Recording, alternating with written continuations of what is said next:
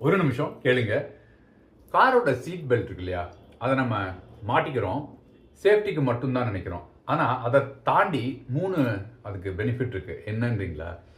தனியாக நீங்கள் ட்ராவல் பண்ணிட்டுருக்கீங்க, உங்கள் கார் ஸ்டக் ஆகிடுதுன்னா சீட் பெல்ட் இருக்கு இல்லையா, அதை கார் டோர் வழியாக வெளியில் எடுத்து உங்கள் தலை மேலே இப்படி மாட்டிடுங்க. ஜன்னலை கீழே இறக்கிட்டு லேசாக தள்ளிட்டு ஸ்டியரிங் அட்ஜஸ்ட் பண்ணிட்டு போனீங்கன்னா உங்களால் அந்த காரை ஓரமாக கொண்டு போய் நிறுத்த முடியும் ரொம்ப ஈஸியாக.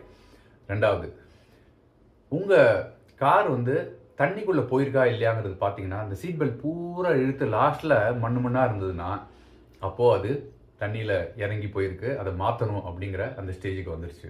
மூணாவது, காருக்குள்ளே தனியாக நீங்கள் மாட்டிடுறீங்க, டோரை திறக்க முடியலன்னா இந்த சீட் பெல்ட்டோட நுனி இருக்கு இல்லையா, அதில் இரும்பு இருக்கு இல்லையா, அதை வச்சு கிளாஸ் டோரை ஓப்பன் பண்ணி நீங்கள் வெளியில் வர முடியும், ஈஸியாக கதவை திறக்க முடியும்.